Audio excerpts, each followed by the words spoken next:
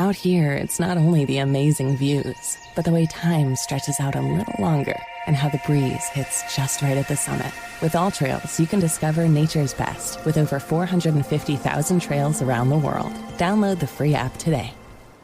The key to good skin is hidden deep in the ocean. Osea's Undaria algae body oil harnesses the powers of Undaria seaweed for silky, soft, and glowing skin. Clinically shown to instantly improve skin elasticity, Osea's Undaria algae body oil isn't your typical body oil. Get 10% off your first order with code SEAWEED10 at OSEAMalibu.com. Plus, free samples with every order and free shipping on orders over $50.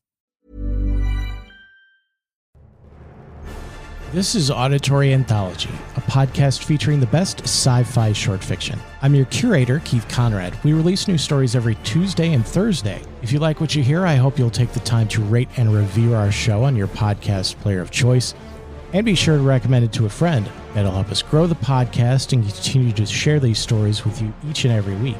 If you have a story you'd like to contribute to the series, you can visit submissions.soundconceptmedia.com or just follow the link in the show notes.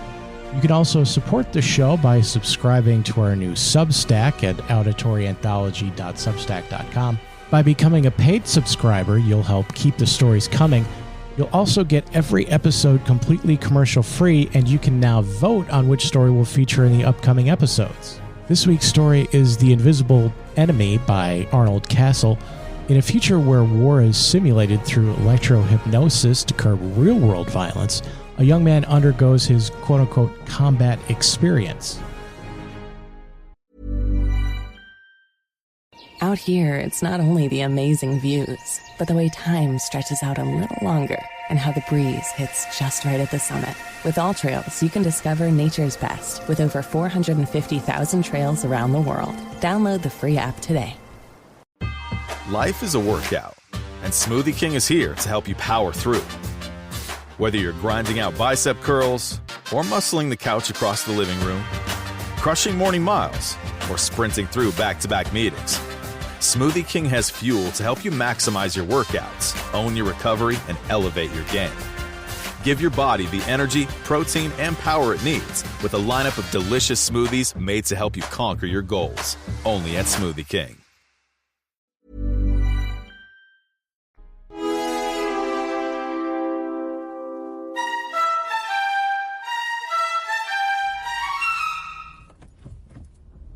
It was the day. The automobile with its 3 passengers moved slowly along the quiet morning street. There was no need for a hurry. The boy's father was soberly recalling his own war experiences, wondering how similar Tom's would be. The mother was remembering vividly fragments of films, of facsimile reports, of forgotten conversations, envisioning her son cringing pathetically in a shallow foxhole as the penultimate weapon burst into grisly glory in the dark dawn sky. Tom's own thoughts were tense, but he managed to conceal his nervousness from his parents. "We're here, son," his father announced calmly, pulling the car up to the curb. "Dear, can't we drive around the block just once?" his mother asked, her voice almost a whisper. "We're early." "No, Mom," Tom said crisply. He opened the door and stepped out onto the sidewalk. "Want us to go in, son?" "No thanks, Dad." "But we want to, Tom," his mother said. "Of course we'll go in." "There's no need for you to. I'm already registered," he told her. He reached out to grip his father's hand. "Tom," his mother protested. "Don't worry about me." He kissed her hurriedly and was relieved when his father drove away without waiting for him to start up the steps. He knew that they would worry, and he turned abruptly, forcing his attention away.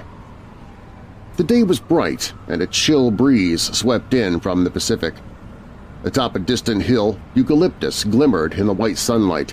Inscribed over the portal of the modest building which he now faced were the words, "Department of Peace," that the age of violence may forever remain history. Bullets splattered into the mound in front of the foxhole, sending a dense spray of dust and gravel into the pit. Tom spit out the mouthful of dirt and cursed. "They coming?" the soldier next to him asked, walking slightly. "No," Tom told him gloomily. but they know we're here. Maybe they'll try mortar. Think they'll try mortar? Tom shrugged. Go on back to sleep. I'm watching. The other was several years older than he, and a corporal, but not very bright. Still, it was better than being alone. The worst thing he could imagine was having to face the enemy utterly alone. If only he could remember what the enemy looked like, it would not be so bad. He forgot so much. Sometimes it seemed like he had been in combat just a few days, but other times it felt like he'd been up there forever, waiting, moving forward, moving backward, thinking that at last he was beginning to get the picture, but not sure, never sure of anything. If only he could recall something beside the immediate present. Then maybe the situation would start to make a little sense. He knew why he was fighting, vaguely. It was to safeguard certain inalienable rights, which ones he could not exactly remember. The odd thing was that the enemy was fighting for the same goal. He sensed that intuitively. But who was the enemy? He thought he had known once, but that had been quite a while ago. What did they look like? He would have to ask someone. An infrared flare blossomed some distance down the valley. Tom adjusted his binoculars and scanned the slope. Nothing. Remotely, the monotonous rumble of atomic artillery began pounding through the night. From far away echoed the transient whisper of a jet. Now his legs were beginning to get cramped. That happened every night, and he knew that no matter which way he bent them, the pain would continue to grow. However, there was always the consolation that toward morning they would become numb. He opened his one remaining ration can, tore back the layers of thermofoil insulation, and started devouring the warm lamb stew. The dull staccato of atomic fire commenced far down the valley. Somebody screamed. Tom contemplated his own flashless weapon, trying to recall what he had been taught about its principle of expulsion. That had been so far back. A year? 2? He did not remember. It was time for the corporal to take over the watch, but Tom decided to give him another 10 minutes. Wearily, he raised the binoculars to his eyes, pushed the switch. The battery was about exhausted, and he replaced it. Overhead, a flare was drifting downward, and he watched as it illuminated the murky battleground. "Light up!" the platoon sergeant growled. The troops had been waiting for a quarter of an hour beside the road. Tom had long since learned the futility of speculation. The conversation was vital, and there had to be a topic. "Maybe they're trying to get trucks for us," he muttered to the soldier next to him. "Maybe they're planning a picnic for us," the other suggested. "Trucks, picnics, you guys make everything too complicated," a third soldier remarked. "Every time something happens, you figure out a different reason for it. Not me. The way I see it, there's just one cause for everything they tell us to do or don't do, say or don't say, think or don't think. And that's discipline. Look at it that way and you're always one step ahead of them." "I like the idea of a picnic," the other replied obstinately. "Only it's supposed to be a surprise, and that's why they don't tell us nothing. Okay, you guys, strip those butts." Tom hoisted the straps of his pack onto his aching shoulders and fell into file behind the other two. The heel of his left foot was wearing badly, and he could sense the strain on his ankle. He tried placing his weight on the ball of his foot, but that made him limp. Then he had no time for concern with small discomforts, for the column was scattering in the distant whoosh of jets. Tom, however, got no further than the ditch. The soldier who liked picnics had stumbled onto a discarded recoilless rifle shell 10 feet from the road. It exploded at the contact. Tom did not hear the jets roar past, for the pain that had burst in his leg was deafening. Momentarily, he experienced a curious detached awareness of both the agony of the wound and the contortions into which he was throwing his body. Then he collapsed on the weed-matted gravel, unconscious. He woke to find 2 medical aid men seated beside him. The pain had lessened, and the wound was all but covered. He watched furtively as a corporal completed the job of daubing the gummy white substance from a freshly opened can of plastiderm into a raw gash below his right knee. He hoped none of the ligaments had been torn, since they would take a lot longer to evolve from the undifferentiated surrogate than would the rest of the tissues. Tentatively, he flexed his foot muscles. They seemed all right. "Just lean back, buddy. You're okay now," he was informed. "How about the jets? We hit any of them?" he asked. "Couldn't tell, but I don't think so. They got what they were after, though." "Yeah? What was that?" "Convoy trucks coming to pick us up. That's what I hear, anyway." Tom was silent for a while. Then he asked, "I'm not going to have any trouble with that, am I?" "No, but take it easy for the next couple of days. I'll put a bandage on it, but it takes time for that stuff to gel." He went to work on the bandage while his companion started packing up the apparatus. 5 minutes later, they had gone. Tom lay thinking. None of his questions had yet been answered. He still could not think coherently about even the recent past, and nobody had been able to state clearly just whom they were fighting. Though everyone agreed on the motives for the war, they were defending freedom against tyranny.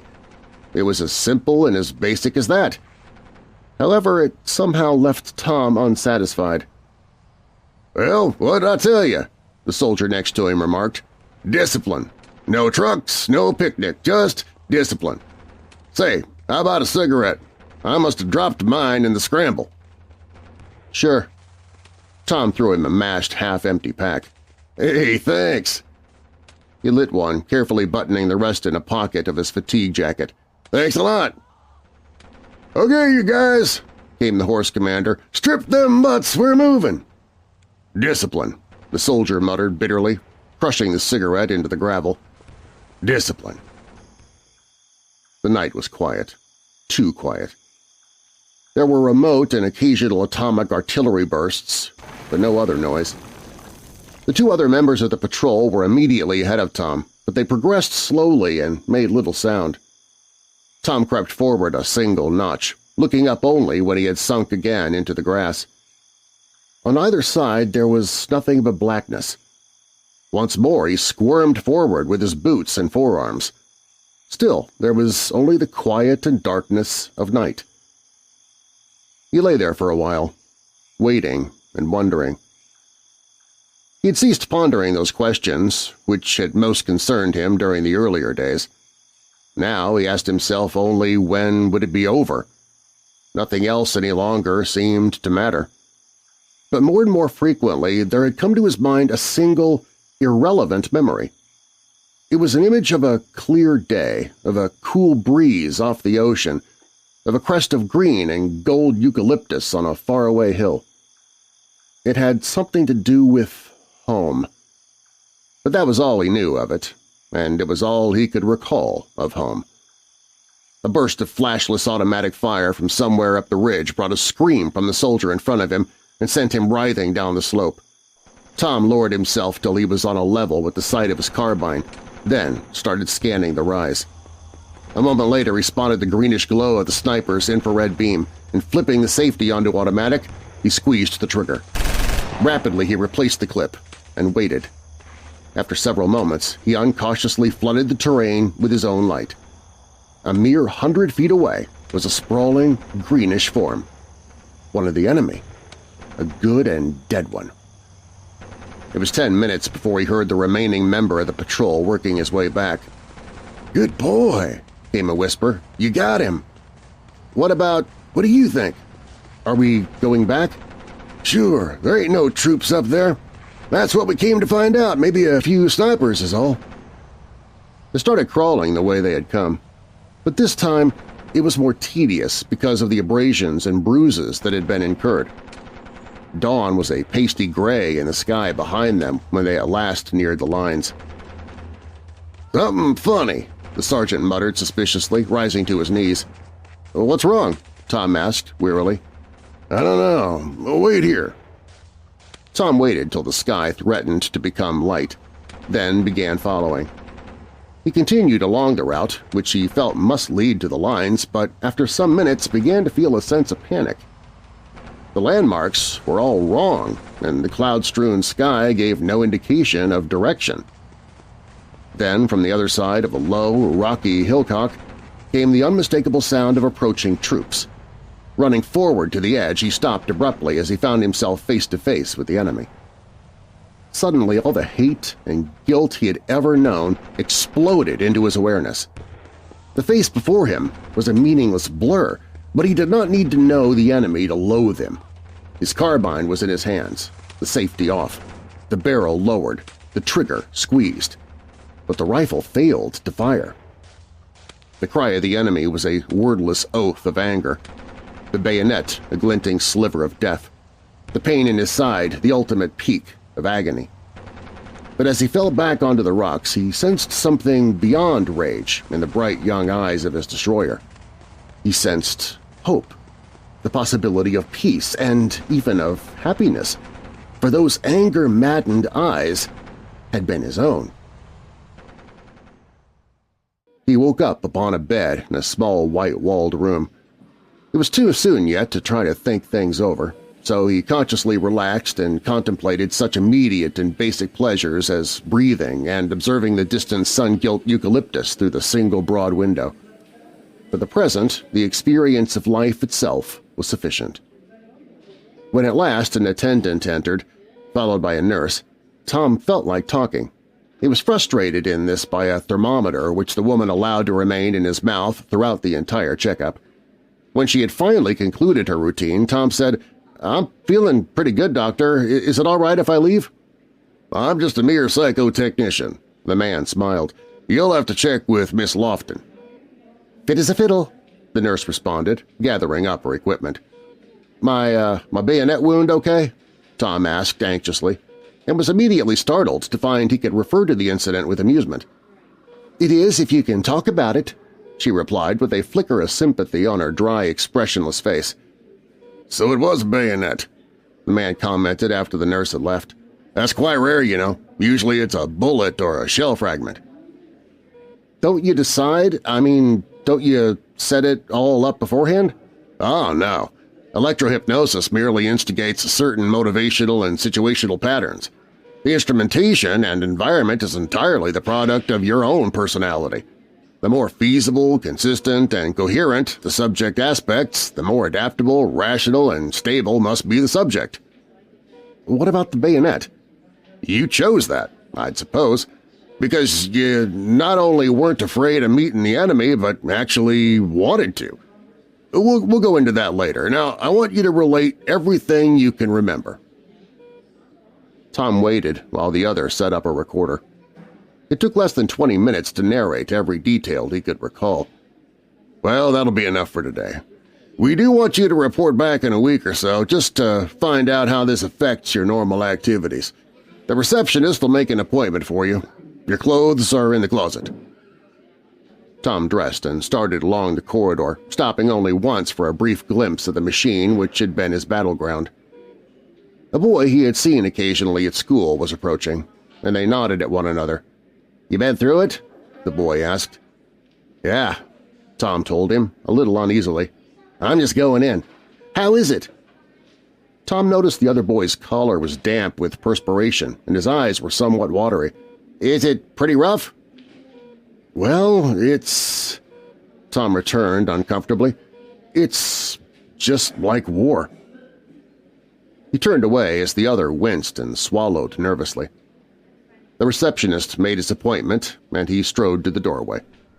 Already the horrors of a mere hour before seemed years in the past, and he wondered, as he proceeded down the steps into the same bright day he had left so long ago, how those vague and distant imaginings could possibly affect his future behavior. He readily admitted that he would be far less inclined to defend the concept of war than he would have been earlier. But surely it was possible that, under certain conditions, he might find himself in a situation where he had no alternative to violence. Those who had been through it never seemed to get into fights like other kids did. But that could be simply a matter of growing up. Then why, he wondered, was electrohypnosis universally required and the keystone of the armistice which had concluded the Third World War? With the exception of a few thoroughly socialized individuals whose capacity for occasional force was necessary to the maintenance of law and order, every male human being of 15 underwent the experience. So there must be some aspect of its consequences which he had overlooked. For some reason, a memory of 3 small boys playing soldier on an autumn dusk slipped in among his thoughts. How disenchantingly different had been the unreal realism of the dream. With an amused start, it occurred to him that the same genuine Captain America infrared electronic sniper kit that had seen him through those childhood skirmishes had accompanied him into combat that morning, and for an instant he wondered if such a thing as an infrared flare actually did exist. Stepping onto the sidewalk, he turned toward home. He'd be there in just a little over 3 hours after his parents had left him. They could not have worried too much in so short a period. Still, he decided it would be best to call them. Everyone had heard rumors of subjects coming out of electrohypnosis with psychosomatic or neurotic after effects, and while these had been authoritatively discounted, it would be typical of his mother to imagine her son the exception. There was a drugstore on the next corner, and Tom headed toward it. He did not notice the 2 younger school acquaintances until they had crossed the street and halted in his path. He'd never been on cordial terms with either of them and was in no mood for their banter today. "Well, look who's back from the wars!" the more aggressive of the pair exclaimed. "Where's your medals, Colonel?" "Yeah," the other gibed. "And what happened to your crutches?" Tom regretted very much not having left the building by a rear exit. Their reaction to meeting him in that manner, considering their determination not to exhibit any anxiety over their own imminent ordeals, was bound to be antagonistic. However, his own responses had not yet stabilized adequately following the experience to permit much tolerance. He ignored them and started on. "Come on, Tom," the first persisted, stepping swiftly into his path. "Tell us about it. How many of them did you get?" "Bet he didn't get any. Bet he just buried himself in his foxhole till it was all over. Bet he was scared stiff." "Nah, not the Colonel. He was out there in front all the time. Weren't you, Colonel?" Irritation flamed into anger. Raising his hand, he was about to push them aside when the hot, searing pain of the bayonet struck him, hurling him back against the wall. For an uncomprehending moment he leaned, immobile, his mouth gaping, his eyes awed. Then, realizing the only way out, he relaxed. The agony subsided and vanished. So that was it, he thought bitterly. So that was the ultimate weapon, not the indoctrination. For the rest of his life, he was to be burdened with the possibility of that vivid torture whenever he so much as considered using force. The boys had backed away apprehensively, and now were moving on down the street with frequent backward glances. It made no difference to him. For the present, they were of another age, an age of violence, an age which he had outgrown. The drugstore was crowded, but Tom made his way toward the rear without noticing the customers. His thoughts were soberly and intently focused on the future. Perhaps, he considered, by the time his great-grandchildren were men, a way of life would have been created which involved neither the inevitability of war nor the alternate necessity for an invisible, poised bayonet. And so far as his own life was concerned, if the latter meant that he could return home instead of trudging back to the barracks, then he accepted it gracefully. The price of peace was bound to be high, he reflected, since man had never before been able to afford it. Sliding into the phone booth and pushing a coin into the slot, Tom began dialing.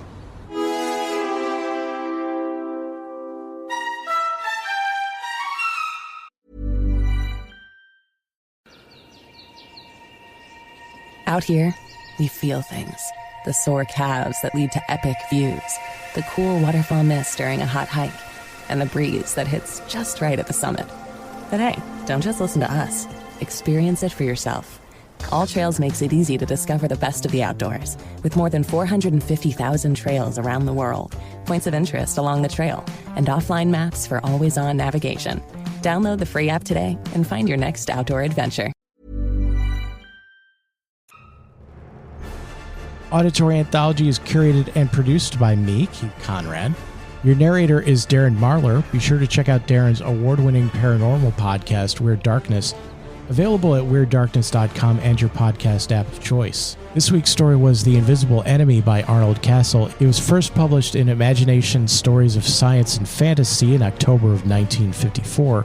On Tuesday, we'll have our spooky sci-fi series, Tales from the Blue Line. The next story in our classic sci-fi series on Thursday will be A Matter of Ethics by Russ Winterbotham. It's about a chemistry teacher whose quiet life is upended when a beautiful, scantily clad alien woman from the Pleiades, on a mission to catalog Earth's primitive social customs, invites herself to live with him, just as his big career break arrives.